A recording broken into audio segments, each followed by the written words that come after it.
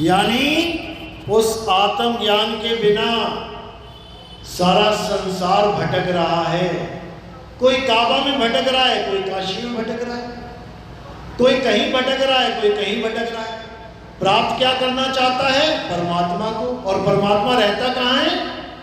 परमात्मा तुम्हारी आत्मा में विराजमान है और तुम बाहर ढूंढ रहे हो, बिल्कुल उसी हिरण की तरह जो अपनी कस्तूरी को ढूंढने के लिए जंगल जंगल भटक रहा है। साहिब समझा रहे हैं, अरे कस्तूरी कुंडल बसे और मृग ढूंढे वन माही, ऐसे रमता राम है ये दुनिया जाने नहीं। ये दुनिया उस रमता राम को नहीं जान पा रही है जो सब में रमा हुआ है। सब घट मेरा साइया, सुनी सेज न कोय, और बलिहारी व घट की जिस घट प्रगट होए। कहते सब में वो राम बसा हुआ है, तुझ में राम, मुझ में राम, और सब में राम समाया। सबसे कर लो प्रेम, जगत में कोई नहीं पराया। जिस राम को हर आत्मा में खोजना चाहिए था, उसे हम पत्थर में खोजने लग गए। हमारे पतन का कारण ही यही है। आज हमारे धर्म में जितना भी धर्म परिवर्तन किया जा रहा है, केवल इसी कारण, क्योंकि बाहर के लोग हमें आत्मा के बारे में बता रहे हैं और हमारे घर के लोग हमसे पत्थर पुजवा रहे हैं। समझ लो, आज ईसाई धर्म इतना फैल रहा है। क्यों फैल रहा है? क्योंकि वो होली स्पिरिट की बात कर रहे हैं, वो आत्म तत्व की बात कर रहे हैं, वो आत्मा की बात। भले वो ईसा मसीह को पुजवा दे रहे हैं, वो बात अलग है, लेकिन वो प्रभु को पत्थर नहीं मानते, वो प्रभु को आत्मा मानते हैं, शुद्ध आत्मा कहते हैं, पवित्र आत्मा कहते हैं। तो जो हमारे ग्रंथों में ज्ञान है वो हम समझ नहीं पा रहे हैं और अपने धर्म को छोड़ छोड़ के दूसरे धर्मों में जा रहे हैं। दुविधा यही है। क्या कारण है? क्योंकि हमें समझाने वाले खुद अज्ञानी हैं। जो हमारे गुरु बने बैठे हैं वो खुद ही अज्ञान में जी रहे हैं। जो हमें आत्मा का ज्ञान जिनको देना चाहिए था, वो खुद पत्थरों में उलझे पड़े हैं। दिक्कत ये है। इसलिए साहिब ने बोला कि पाथर पूजे हरि मिले, तो मैं पूजूं पहाड़, और वासे ये चाकी भली जो पीस खाए संसार। साहिब कह रहे हैं, अगर पत्थर ही पूजना है भाई, तो छोटा सा पत्थर क्यों पूज रहे हो? पूरा पहाड़ ही पूज लेते हैं। अगर भगवान मिलेगा तो छोटा सा क्यों मिले, बड़ा वाला मिल जाए। और अगर सच में पत्थर को ही भगवान बनाना है, तो चक्की से बड़ा भगवान कोई नहीं हो सकता। चक्की से बड़ा भगवान क्यों नहीं हो सकता? क्योंकि मंदिरों के पत्थर तो केवल हिंदुओं के काम के हैं। मुसलमान, सिख, ईसाई उन पत्थरों से कोई लाभ नहीं लेते। लेकिन जो चक्की रूपी पत्थर है, आप यकीन करो, हिंदू, मुस्लिम, सिख, ईसाई, जो भगवान को मानता है, जो नहीं भी मानता है, सबका दाना पीसने के लिए वो चक्की काम कर रही है। बिना उस चक्की के किसी का जीवन नहीं चल सकता। खाना तक नसीब नहीं होगा बिना चक्की के। तो इसी को साहिब समझा रहे हैं कि वासे ये चाकी भली और पीस खाए संसार। पूरे संसार में चक्की की अगर पूजा हो तब भी समझ में आता है। जैसे विश्वकर्मा डे पे आप देखेंगे औजारों की पूजा होती है। औजारों की पूजा हो रही है, समझ में आती है बात। क्यों? क्योंकि औजारों से हमें पैसा कमाने का जरिया मिलता है। औजार होंगे, आप 4 पैसे कमा के लाओगे। औजार को भगवान मान लिया तो भगवान तुम्हें कमा के देगा, और पत्थर का भगवान मान लिया तो मंदिर में जा रहे हो तो दे के जा रहे हो कि लेके जा रहे हो? अगर मंदिर वाले पत्थर को भगवान मान लिया तो वहां पैसा देना पड़ेगा, और औजारों को भगवान मान लिया तो वो पैसा कमा के देगा। तो औजारों को भी अगर भगवान मान ले तब भी समझ में आता है कि तुम्हारी रोजी रोटी का जरिया है भाई। मान लो भगवान, कोई बात नहीं, लेकिन पत्थर को भगवान मानना और वो भी लेने की जगह देने पड़ जाना, कहते ना लेने के देने पड़ गए। लेने के देने का मतलब क्या होता है? बहुत अच्छी बात है क्या? लेने के देने का मतलब है कि सोचा क्या था और हो क्या गया। गए थे भगवान से मांगने और खुद ही लुट के आ गए। तो ये तब होता है जब विवेक शक्ति क्षीण हो जाती है। विवेक शक्ति जगाने का काम गुरु करते हैं। हमारे जीवन में गुरु आते हैं, वो विवेक शक्ति बढ़ाते हैं, और जब हमारे जीवन में सतगुरु आ जाते हैं तो वो हमें जन्म मरण से ही मुक्त कर देते हैं। तो इसीलिए साहिब ने बोला, गुरु मेरे सभी बड़े, अपनी अपनी ठौर और शब्द विवेकी पारखी, सो माथे का मोर। यानी ठीक है, आपके जीवन में कोई भी गुरु आता है, धारण करो, चाहे कोई राम राम वाला आ जाए, चाहे कोई श्याम श्याम वाला आ जाए, चलो कुछ नहीं से कुछ भला, कुछ तो मिल रहा है। लेकिन हमारा काम कुछ से नहीं बनेगा, हमें सब कुछ चाहिए। यानी ज्ञान 100% होना चाहिए, 100% होना चाहिए, तब जाके हमारा कल्याण होगा, नहीं तो नहीं होगा। तो 100% ज्ञान किसे कहते हैं? 100% ज्ञान कहते हैं आत्म ज्ञान को। आत्म ज्ञान, साहिब कह रहे हैं, आत्म ज्ञान बिना नर भटके, कभी काबा कभी काशी। आत्म ज्ञान का मतलब ये नहीं होता कि तुम जय श्री राम जपो, या तुम हरे कृष्णा जपो। आजकल आत्मज्ञानी गुरु बने बैठे हैं बहुत से संत, यूट्यूब पे देखेंगे आप, बातें आत्मा की कर रहे हैं, और क्या कर रहे हैं? राधे राधे राधे राधे, राम राम राम राम। कई मुसलमान फकीर ऐसे बात रूह की कर रहे हैं, लेकिन नाम जप रहे हैं अल्लाहु अल्लाहु अल्लाहु। कई सिख भाई ऐसे हैं जो बात आत्मा की करेंगे, अकाल की करेंगे, लेकिन नाम जप रहे हैं वाहिगुरु वाहिगुरु वाहिगुरु। किसी का भी नाम जपना ये आत्मज्ञान नहीं होता है, समझ लो। कई लोग पूछते हैं, गुरुजी कैसे पता लगे? इतने YouTube चैनल पे लोग आत्मा आत्मा कर रहे हैं, टीवीओ पे कर रहे हैं, कैसे पता लगे कि इनको आत्मज्ञान है भी कि नहीं? यही जरिया है पहचानने का, यही है वो मीटर।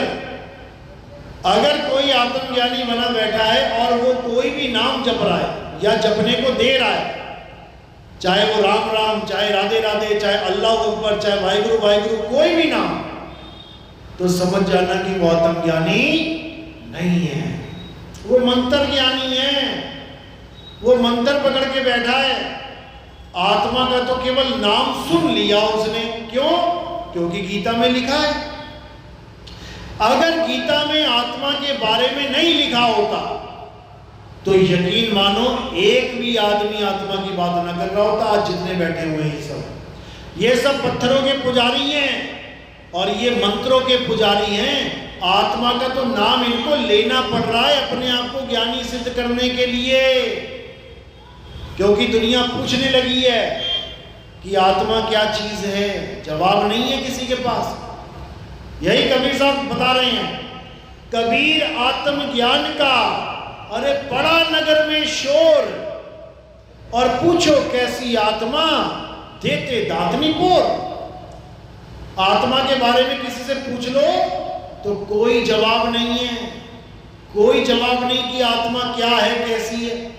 आत्मा के बारे में सबने सुना है, सबने अपने जीवन में आत्मा का नाम जरूर सुना होगा। आप सबने भी सुना है, सबको पता है आत्मा कुछ होती है, लेकिन क्या आत्मा का स्वरूप जान पाए? क्या पता लगा कि आत्मा कैसी होती है? सुबह से लेके शाम तक आपके साथ है आत्मा। क्यों? आपका हाथ हिल रहा है, आपका दिमाग चल रहा है, आप खा रहे हो, पी रहे हो, लेटे हो, सो रहे हो, जाग रहे हो, 24 घंटे आत्मा साथ है। लेकिन आत्मा का कोई जिक्र नहीं, आत्मा का कोई ज्ञान नहीं। इसी कारण आत्मा को छोड़ के किसी ना किसी चीज पे ये माइंड फोकस करके बैठा है कि मैं ये कर लूं, मैं ये कर लूं, या मैं ये कर लूं, पूजा कर लूं, पाठ कर लूं, मंत्र जप लूं, हवन कर लूं, गंगा स्नान कर लूं, जमुना स्नान कर लूं। कुछ ना कुछ करने में ये मन लगा हुआ है, क्योंकि असली चीज नहीं पता है। आत्मा में रमण कैसे करना है ये नहीं पता है, इसलिए उसको छोड़ के कोई ना कोई लक्ष्य बना रखा है। जैसे अर्जुन को पूछा द्रोणाचार्य ने कि तुम्हें क्या दिखाई दे रहा है? अर्जुन कहता मुझे चिड़िया की आंख दिखाई दे रही है, केवल आंख। और बाकियों से पूछा तुम्हें क्या दिख रहा है? कोई कह रहा मुझे पूंछ दिख रही है, कोई कह रहा मुझे टांगे दिख रही है, कोई कह रहा मुझे सिर दिख रहा है, कोई कह रहा मुझे पेड़ दिख रहा है, पत्ते दिख रहे हैं, फल दिख रहा है। यानी अर्जुन की तरह अगर हमारा एक लक्ष्य हो जाए, क्या लक्ष्य? आत्म ज्ञान, उसके बाद हमें कुछ नहीं दिखाई देगा।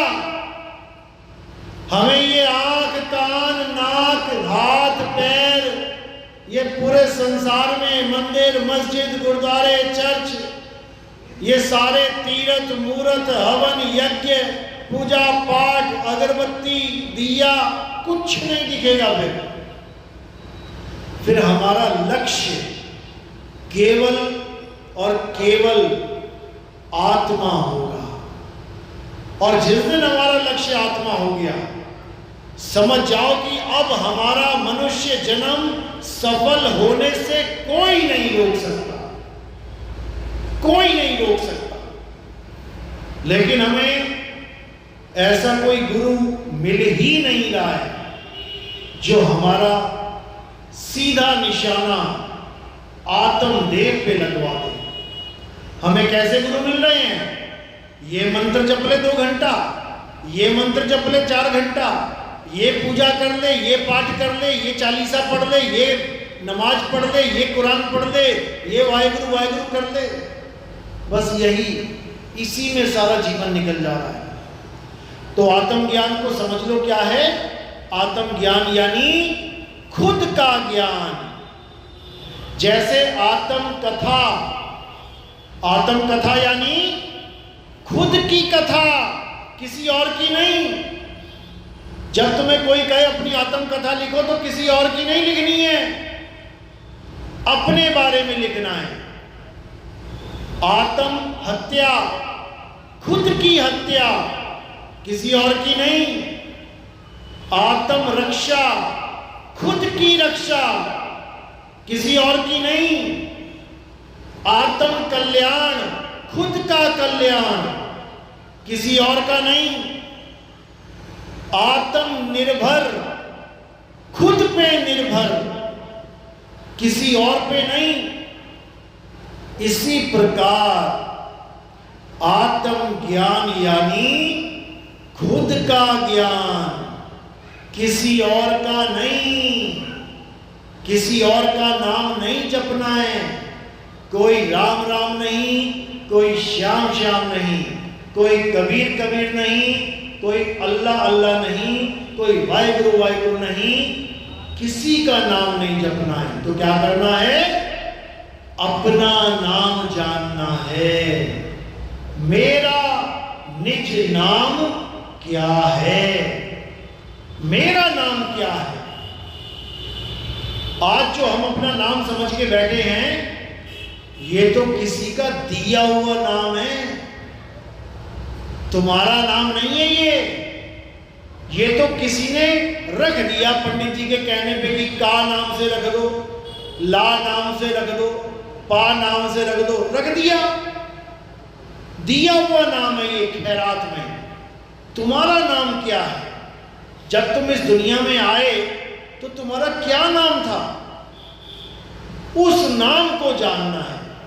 और वो नाम ये बोलने लिखने पढ़ने वाला नाम नहीं है कि हिंदुस्तान में पैदा हो गए तो हिंदी नाम मिल गया, अरब देश में पैदा हो जाते तो अरबी देश वाला नाम मिल जाता, अंग्रेजों के यहाँ पैदा हो जाते तो अंग्रेजी वाला नाम मिल जाता। ये वो नाम नहीं है। ये वो नाम है जो जीव, होठ, कंठ, मुख से बोला ही नहीं जा सकता। ये वो नाम है जिस नाम से इस जीव का कल्याण होगा। भगवानों के नाम जपने से जीव का कल्याण नहीं होगा। पानी पानी जपने से कभी किसी की प्यास नहीं बुझेगी। भोजन भोजन करने से कभी किसी का पेट नहीं भरेगा। पानी पीने से, भोजन करने से पेट भरेगा, अन्यथा नहीं। तो यही समझाते हुए कबीर साहब समझा रहे हैं कि जब तक तुम अपने सत्य स्वरूप को नहीं जान लोगे तब तक तुम्हारा कल्याण नहीं हो सकता। जब तक तुम्हारे जीवन में ये जंतर मंतर देने वाले गुरु बैठे हैं तब तक तुम्हारा कल्याण नहीं हो सकता। साहिब समझा रहे वाणी में, तंत्र मंत्र सब झूठ है, इनमें ना भर में कोई, और सार शब्द जाने बिना कागा हंसना होए। यानी ये जितने भी नाम हैं, जितने भी मंत्र हैं, ये किसने बनाए? एक समय ऐसा था जब आदि मानव था, जानवरों की तरह रहता था, कपड़े पहनने को नहीं थे, खाने को कुछ अन्न नहीं था, नंगा घूमता था, कोई भाषा नहीं थी, कोई बोलने का अक्षर नहीं था। यहां तक कि 5 तत्वों में से केवल 4 तत्वों में रहता था, 5वें तत्व का भी ज्ञान नहीं था, जिसको अग्नि तत्व कहते हैं। आज भी पत्थर टकरा टकरा के खोजी उसने, उस वक्त कोई नाम नहीं था। तो फिर उस वक्त भगवान का नाम क्या था भाई? भगवान का कोई नाम अगर रखा ही नहीं गया था तो उस वक्त किस नाम से हमारी मुक्ति होती? क्योंकि सारे नाम इंसानों ने रखे हैं, इंसानों ने सारे नाम रखे हैं, अक्षर बनाए हैं, इसीलिए सारे धर्म ग्रंथ लिखे गए हैं उन्हीं अक्षरों के द्वारा। अगर वो अक्षर ना होते कोई नाम ही नहीं होता। तो जितने भी अक्षर बने हैं उन्हीं के द्वारा सारे नाम बनाए गए। इंसानों की करामात है ये। लेकिन एक समय ऐसा था जब कोई अक्षर, कोई नाम नहीं था, परमात्मा तब भी था। उसको जानना है। वो अक्षरों से परे है, अक्षर बने भी नहीं है, तब भी उसका अस्तित्व है। उसके अस्तित्व को जानना ही भक्ति है, ना कि उन नामों को जपना जो आदि मानवों ने बनाए हैं। हिंदी, पंजाबी, उर्दू, फारसी, अलग अलग धर्मों के अलग अलग जात पात के अलग अलग भाषाओं के नाम जो बनाए हैं, उनको जपना भक्ति नहीं कहलाता। अपने असली स्वरूप को जानना ही भक्ति है। तो साहिब समझा रहे हैं कि जब तक तंत्र मंत्र से, 52 अक्षरों से, इन बोलने वाले नामों से तुम्हारा विश्वास खत्म नहीं हुआ, तब तक तुम आत्मविश्वासी नहीं बन सकते। साहिब समझा रहे हैं, मोको कहां ढूंढे रे बंदे, मैं तो तेरे पास में, बिल्कुल तेरे पास में है मालिक, लेकिन उसका कोई आभास नहीं है, इसलिए वो बहुत दूर दिखाई दे रहा है। कह रहे मोको कहाँ ढूंढे रे बंदे, मैं तो तेरे पास में खोजी होए तुरंत मिल जाऊं एक पल की तलाश में। जब वस्तु मेरे पास है तो मुझे नाम जपने की जरूरत नहीं है, मुझे केवल उसको ढूंढना है। और ढूंढूंगा कैसे? जब मुझे ये भेद बताने वाला कोई मिल जाए कि वो वस्तु अगर पास में है तो है कहां। बस अगर वो भेदी गुरु हमें मिल गया तो समझ लो कि वस्तु 100% मिलेगी। तो साहिब समझा रहे हैं, मोको कहां ढूंढे रे बंदे, मैं तो तेरे पास में खोजी होए तुरंत मिल जाऊं एक पल की तलाश में। ना मंदिर में, ना मस्जिद में, ना काबे कैलाश में, ना मैं जप में, ना मैं तप में, ना एकांत निवास में। यानी ना मंदिर, ना मस्जिद, ना गुरुद्वारा, ना चर्च, यहां मत ढूंढना भाई। ना जप में, ना तप में। कोई गुरु कहे कि नाम जपो, नाम जपो, बिल्कुल मत जपना, बिल्कुल मत जपना। और जो जप जप के अंदर डाल चुके हो वो भी हो सके तो निकाल देना। कुछ नहीं जपना है, ना मैं जप में, ना मैं तप में, ना एकांत निवास में। कह रहे हैं एकांत निवास में भी नहीं हूं, घर बार छोड़ के भागने की भी जरूरत नहीं है, घर बैठे मिलेगा मालिक। खोजी होए तुरंत मिल जाऊं एक पल की तलाश में। और कहें कबीर, सुनो भाई साधो, मैं तो हूं विश्वास में। यानी कि अगर तुम मुझ पे विश्वास कर लो, इस ज्ञान पे विश्वास कर लो, तो 100% तुम्हें जीते जी परमात्मा का आभास होगा, 101% होगा। ये मालिक के वचन है। लेकिन ये जल्दबाजी का काम नहीं है, ये बड़ा सहजता का काम है। जैसे एक फल पेड़ पे लगता है तो धीरे धीरे धीरे धीरे धीरे पकता है और पक के गिर जाता है, ये बिल्कुल वैसा काम है। धीरे धीरे रे मना, धीरे सब कुछ होए, और माली सींचे 100 घड़ा, ऋतु आए फल होए। यानी परमात्मा की प्राप्ति कैसे होती है?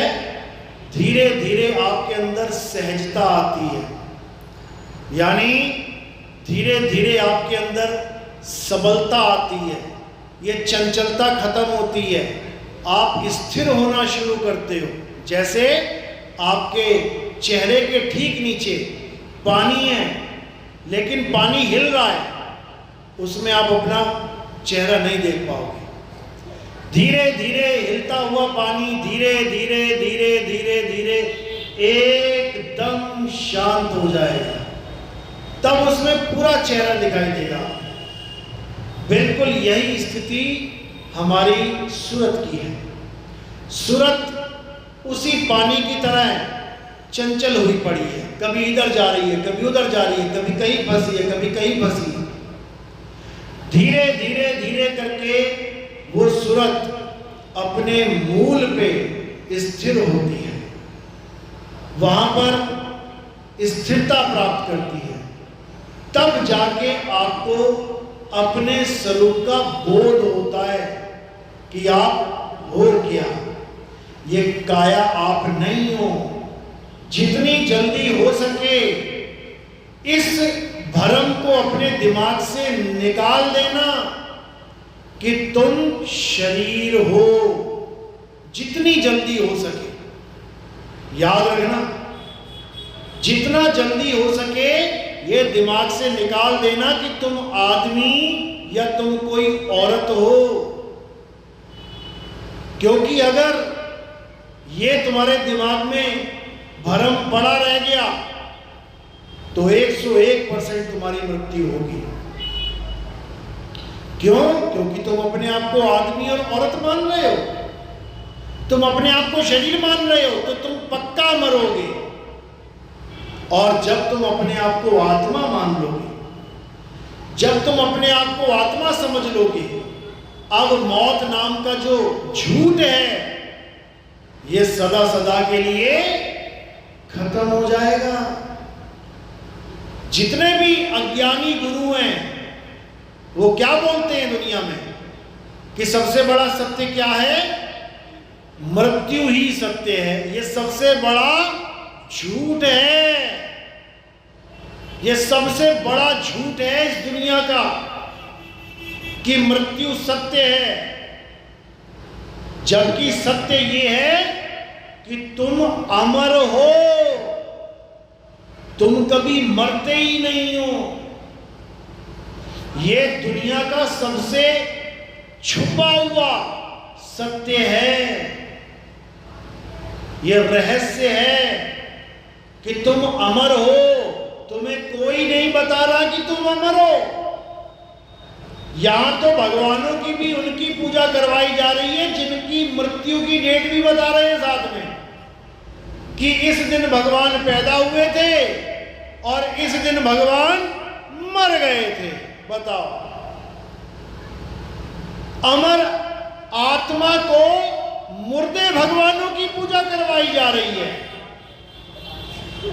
इतना बड़ा स्कैम चल रहा है यहां पे, इतना बड़ा धोखा चल रहा है इस मृत्यु लोक में। अविनाशी कहते ईश्वर अंश जीव अविनाशी, बोल रहे हैं जीव अविनाशी और पुजवा क्या रहे हैं? पत्थर। जीव अविनाशी यानी ये आत्मा अविनाशी है। ये तुम्हारा शरीर एक दिन मरेगा, तुम नहीं मर सकते क्योंकि तुम शरीर हो ही नहीं। तुमने तो शरीर धारण कर लिया है। जैसे मैंने कोई कार किराए पे ले ली, अब कार का एक्सीडेंट होगा, कार खत्म, मैं थोड़ी नहीं खत्म। हम कभी नहीं मरते हैं। और जो ये ज्ञान दे रहा है दुनिया में कि एक दिन मर जाओगे, वही सबसे बड़ा अज्ञानी है। तो इसीलिए कबीर साहब कहते हैं कि जो आदमी ये सोचता है कि मैं एक दिन मर जाऊंगा, वो सच में मरेगा। कैसे मरेगा? अज्ञानता में। और जो ये जान गया कि मैं अमर हूं, उसको कोई मार ही नहीं सकता। समझ लो। तो साहिब समझा रहे हैं अपनी वाणी में, अरे हम ना मरिब मरिब संसारा, और हमको मिला जियावन हारा। यानी दुनिया मरेगी, हम नहीं मरेंगे। तो क्या करेंगे? हम केवल शरीर को छोड़ेंगे। जैसे अभी भी एक शरीर छोड़ के इस शरीर में आए हैं, तभी तो ये जन्म हुआ शरीर का, मर नहीं गए। अगर पिछले जन्म में मर गए होते तो यहां कौन पैदा हो रहा है? मर गए यानी खेल खत्म। लेकिन खेल खत्म नहीं हुआ है, केवल शरीर छोड़ा है, दोबारा फिर पकड़ लिया आके। अब यहां छोड़ेंगे तो कहीं और पकड़ देंगे जाके। यानी शरीर मर रहा है, हम नहीं मर रहे, हम अमर हैं।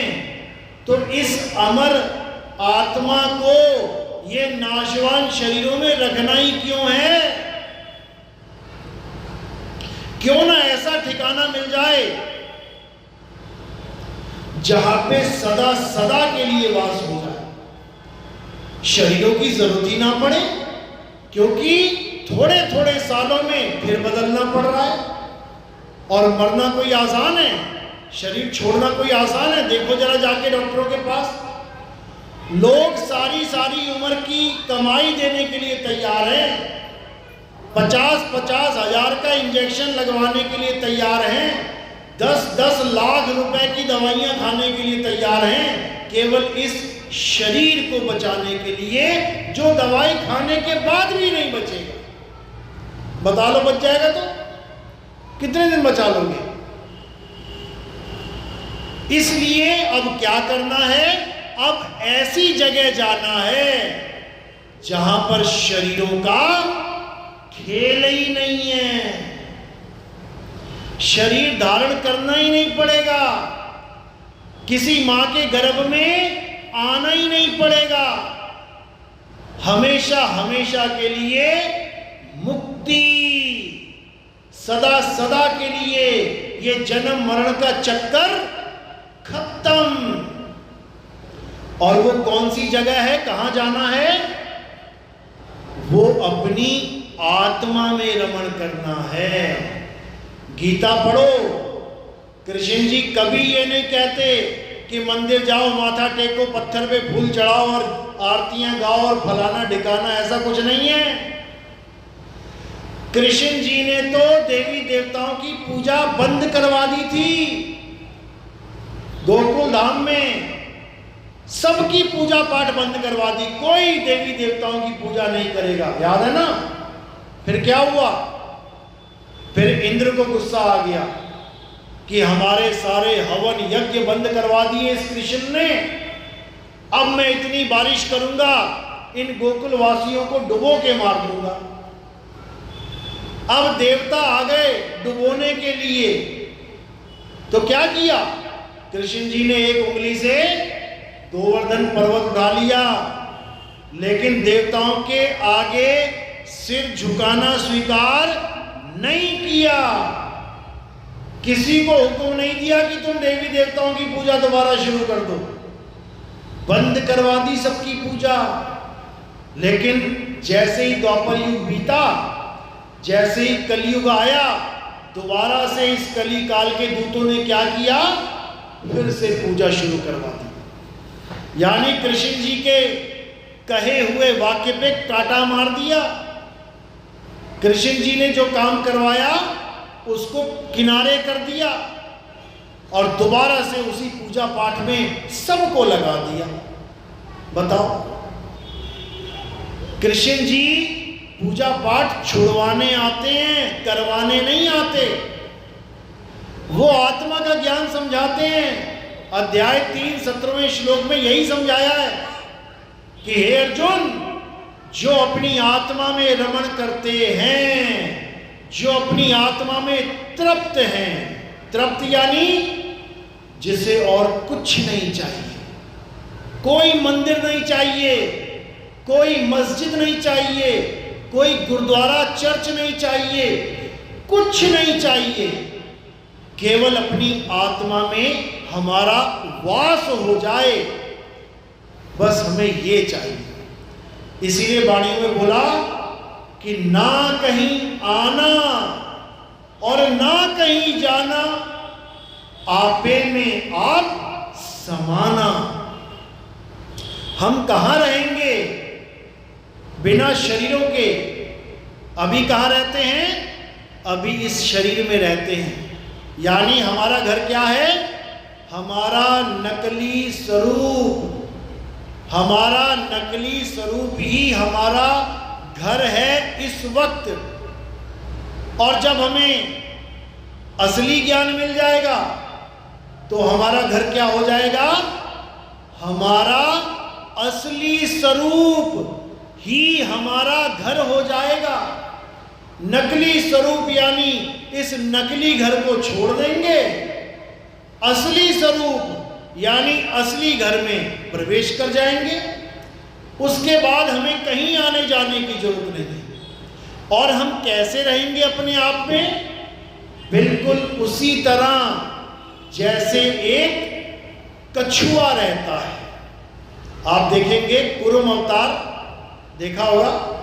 कछुआ क्या करता है? जैसे नदी के बाहर निकल के जा रहा है, किसी गली में जा रहा है, सामने से देखता है कोई कुत्ता आ रहा है काटने के लिए, भाग के दौड़ के आ रहा है। अब कछुआ क्या करेगा? ना तो वो भागेगा, ना वो कोई गड्ढा खोदेगा कि घुस जाऊं, ना ही वो उड़ने की कोशिश करेगा, वो कुछ नहीं करेगा। वो क्या करेगा? अपने आप में समा जाएगा। इसी को कहते हैं अपने आप में, यानी अपनी आत्मा में रमण करना। ये गीता का सार है। ये गीता का सार वो नहीं है कि राधे राधे राधे श्याम मिला दे, ये वो नहीं है कि कोई कहे हरे कृष्णा हरे राम। अरे भाई, हरे कृष्णा और हरे राम तो वो दो पात्रों के नाम हैं जो 10 अवतारों में से मात्र 2 अवतार हैं। इतने पागल क्यों हो गए लोग? किसी हीरो ने, किसी एक्टर ने, किसी अभिनेता ने 10 फिल्में बनाई। उन 10 फिल्मों में कोई 2 फिल्मों के नाम तुम पकड़ के बैठ गए और बाकी 8 तुमने बना दिया महामंत्र हरे कृष्णा हरे राम हरे बुद्धा कहाँ गया भाई? 9वां अवतार। हरे परशुराम कहाँ चले गए? हरे वामन का क्यों नहीं कर रहे? हरे कुरुम अवतार, हरे मत्स्य अवतार, हरे नरसिंह अवतार क्यों नहीं कर रहे? वो भी तो अवतार हैं, लेकिन तुमने बस 2 को पकड़ लिया, हरे कृष्णा हरे राम हरे कृष्ण। अब पूछो भैया बाकियों के नाम क्यों नहीं लेते? कहते ये संपूर्ण कला के स्वामी थे। अच्छा, राम जी 12 कला के थे, कृष्ण जी 16 कला के थे, तो 12 को भी किनारे कर दो। जब तुम ज्यादा बड़ी कला के पीछे हो तो आ जाओ 16 पे टिक जाओ ना। श्रृंगार भी 16 होते हैं, पूर्णता तो 16 में है, तो 12 को क्यों ले रहे हो साथ में? दिक्कत ये है, यानी 10 अवतारों में से केवल 2 अवतारों के नाम पे दुनिया भर का मेला लगा हुआ है, बाकी की कोई महिमा ही नहीं है। और असल बात तो ये है कि हर अवतार का एक समय होता है। राम जी की पूजा हुई त्रेता में, कृष्ण जी की पूजा हुई द्वापर में, विष्णु जी की पूजा हुई सतयुग में। कलयुग में तो इनका रोल ही नहीं है। कलयुग में ना तो राम जी का रोल है, ना हनुमान जी का रोल है, ना कृष्ण जी का रोल है। कलयुग में जिसका रोल है उसके बारे में कोई जानता ही नहीं है। कलयुग में किसका रोल है? कलयुग में कल्कि अवतार का रोल है। बता दो कल्कि अवतार की आरती किसे आती है? सुना दो जरा, कोई 40 पढ़ी हो कल्कि अवतार की। कल्कि अवतार की फोटो की भी पूजा आज तक किसी बिरले ने की होगी। बता दो तुमने की है तो दिखा दो अपने अपने घर में कि कल्कि अवतार की फोटो लगी है किसी के घर में।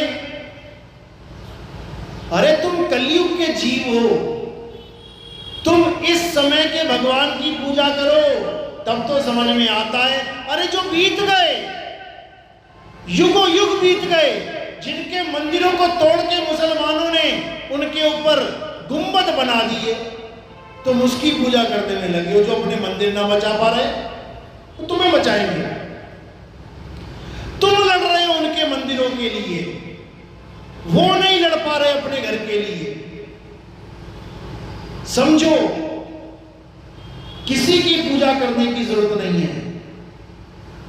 कलयुग में कल्कि अवतार का जिक्र आता है कि कलयुग में सबका कल्याण कौन करेगा? कल्कि अवतार करेगा। कल्कि अवतार का मतलब समझ लो, कहीं तुम फोटो ही ना खरीद के ले आना कल्कि अवतार की, घोड़े पे बैठा हुआ तलवार पकड़ के, फिर उसकी पूजा करने लग जाओ कि नितिन दास ने तो कहा था कि कल्कि भगवान की पूजा करनी है। कल्कि अवतार का मतलब समझ लो, कल्कि का मतलब होता कलंक ना हो, उसे कल्कि अवतार कहते हैं। तो कौन है जिसमें कोई कलंक नहीं है? कौन है वो? आत्मा है। उस आत्मा में कोई कलंक लग ही नहीं सकता, वही कल्कि अवतार है। और वो संबल ग्राम, संबल, वो मुरादाबाद वाला संबल नहीं है। लोग वहां पे कैमरे लगा के बैठे हुए हैं, भगवान पैदा होंगे, भगवान पैदा होंगे। संबल का मतलब है सम यानी समान, बल यानी ताकत। संबल यानी समान बल। किसमें समान बल है? सब आत्माओं में समान बल है। अजर अमर अविनाशी है सब। इसी में होगा कल्कि अवतार, यानी आत्मा का अवतार ही कल्कि अवतार है। समझना पड़ेगा तब समझ में आएगा। अब घोड़ा क्या है? घोड़े पे बैठ के आएंगे, युद्ध करेंगे।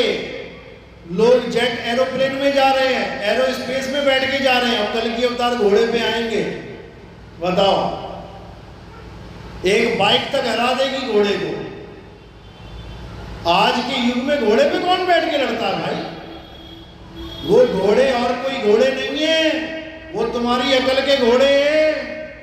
जब तुम्हारी अकल के घोड़े दौड़ेंगे और तुम्हें सत्संग समझ में आने लगेगा, शरीर से ऊपर आत्मा का ज्ञान समझ में आने लगेगा, समझ जाना घोड़े पे चढ़ गए तुम। अब तुम चढ़ गए घोड़े पे। अभी भी कमी रहती है किस चीज की? तलवार की। अब वो तलवार क्या है? विवेक की तलवार है। यानी असत्य को काटते चले जाना है और सत्य पे आके टिक जाना है। तो कौन बन गया कल्कि? तुम ही कल्कि हो जाओगे, तुम ही कल्कि अवतार हो जाओगे। कोई आसमान से आने वाला नहीं है।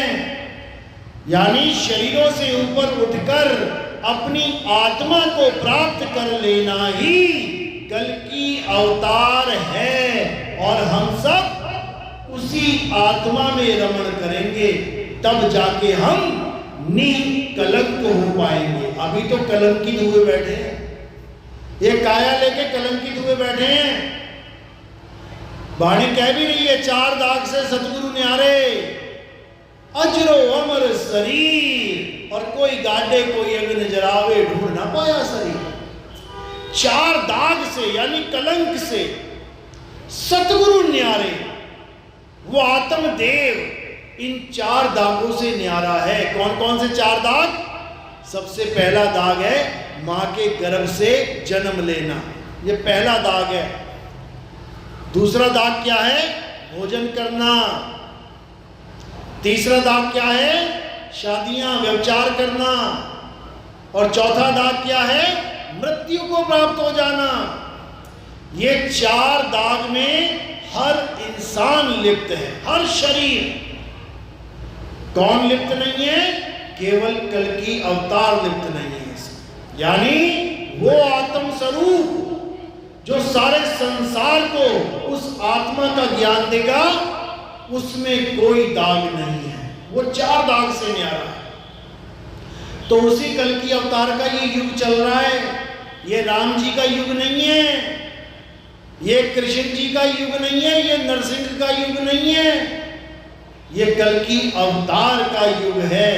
इसी को मुसलमानों में इमाम मेहंदी करके जिक्र किया गया है कि एक इमाम मेहंदी आएंगे और सारी दुनिया में अमन शांति फैला देंगे। इसी को ईसाइयों में जीसस सेकंड कमिंग का नाम दिया गया कि जीसस आएंगे दोबारा से और सारे संसार को प्रेम करना सिखा देंगे। इसी को महात्मा बुद्ध के धर्म में मैत्रेय बुद्ध करके बताया गया कि मैत्रेय बुद्ध आएंगे और सारी दुनिया में सबकी दोस्ती करवा देंगे। इसी को गुरु ग्रंथ साहब में मर्द का चेला बोल के जिक्र किया गया कि शरीरों का खंडन करके शब्द गुरु का ज्ञान देने वाला एक पंथ ऐसा चलेगा जिससे सारा संसार सिख हो जाएगा। सिख यानी शिष्य हो जाएगा। किसका शिष्य?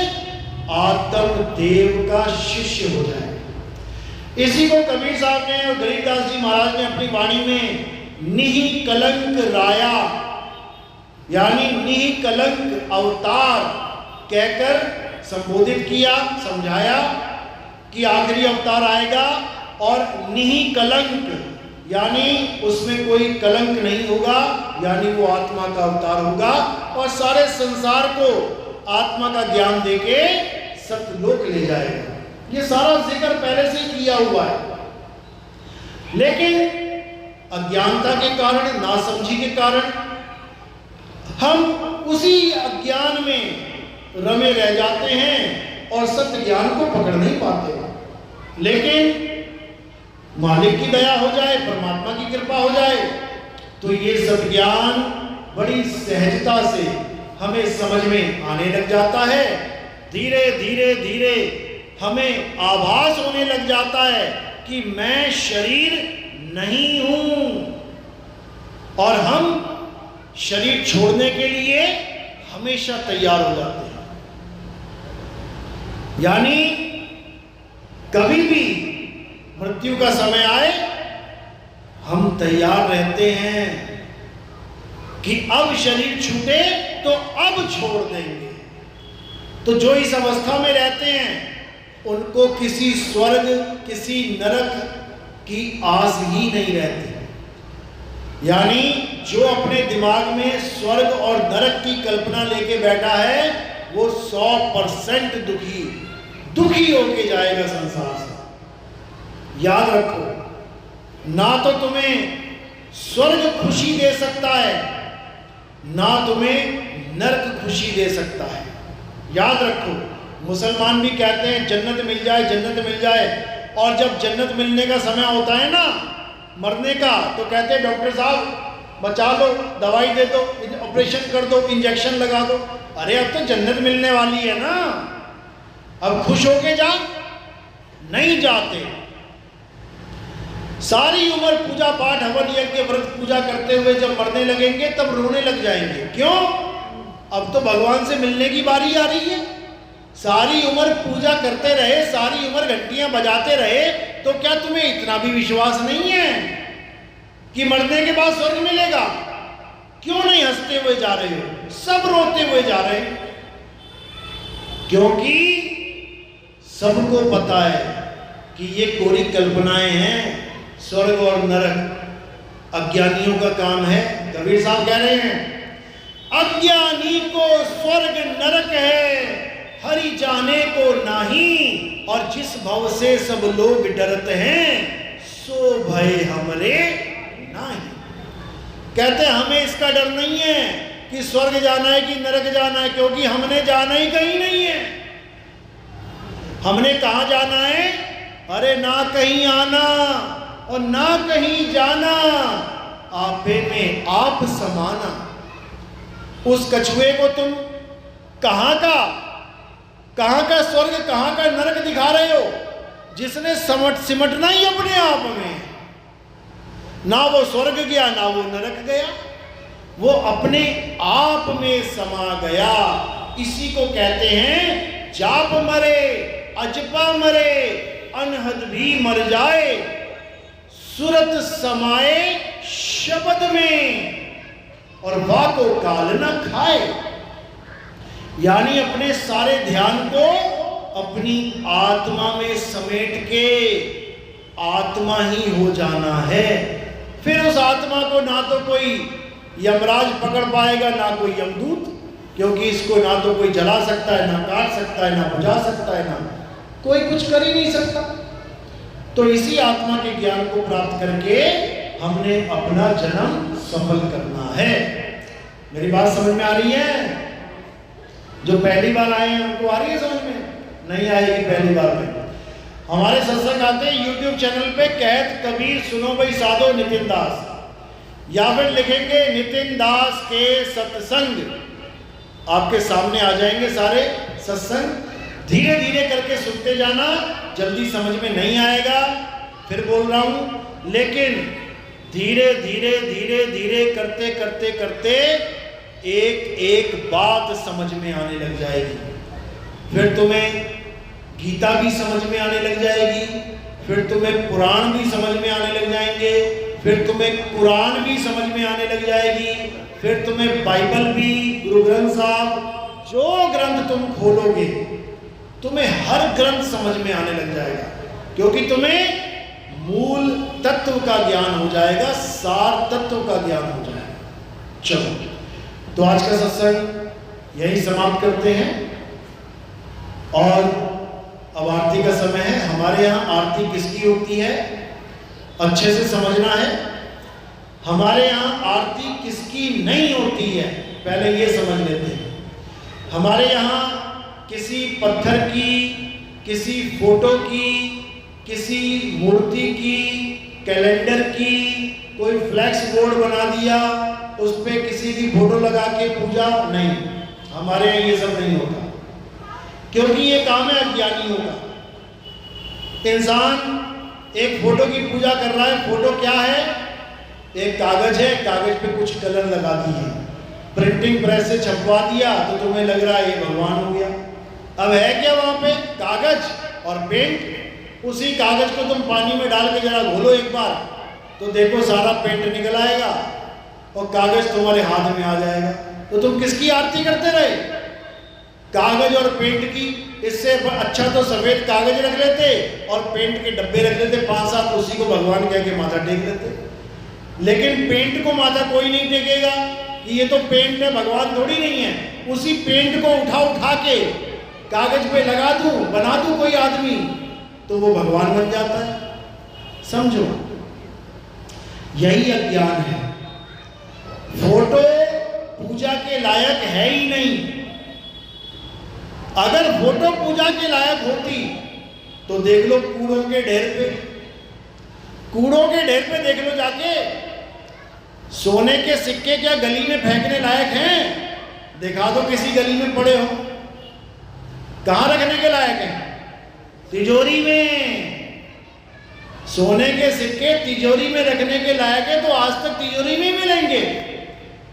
और अगर फोटो पूजा के लायक होती तो कूड़ों के ढेर पे ना पड़ी होती। वो कूड़ा ही है, तुम कूड़े की ही पूजा कर रहे हो। यही कूड़ा उठा के लोग रिसाइकिल करके दोबारा से पन्ना बना के दोबारा से उसके ऊपर पेंट करके दोबारा से भगवान स्थापित कर देते हैं घर में। यानी तुमने रिसाइकिल भगवान यूज कर लिया, समझ लो कूड़ा ही है वो। तुम कूड़ा फेंकते जाओ, कूड़ा बीनने वाला उठा के फिर तुम्हारे घर तक वही कूड़ा पहुंचाता जाएगा, तो फिर कूड़ा बना दो, फिर आ जाएगा घर में। तो हमारे यहाँ पूजा किसकी होती है? हमारे यहाँ आत्म देव की पूजा होती है। आत्मदेव की क्या निशानी है? आत्मदेव की निशानी है कि आत्मदेव शरीर को हिला रहा है, डुला रहा है, चला रहा है। ये शरीर हिल रहा है यानी आत्मा है। उसी आत्मा की पूजा होगी। हमारे यहाँ गुरु की पूजा होती है, पत्थरों की पूजा नहीं होती। तो पूजा कैसे करनी है? एक एक करके आएंगे। थोड़े से फूल मेरे सिर के ऊपर रखेंगे। सिर के ऊपर क्यों रखेंगे? क्योंकि काया पैर के अंगूठे से लेके सिर की चोटी तक है। तो ये फूल कहां समर्पित किए? काया से परे, आत्मा के चरणों में। बस इतना समझ लो कि ये फूल आत्मा के चरणों में समर्पित हो जाते हैं। तो आरती ऐसे ही करनी है और एक एक करके आना है। बोलिए परमपिता परमात्मा की, सद्गुरु बंदी छोड़ कबीर साहेब की, सभी संतों की, सभी भक्तों की, आज के आनंद की, सकल हंस को बंदगी साहेब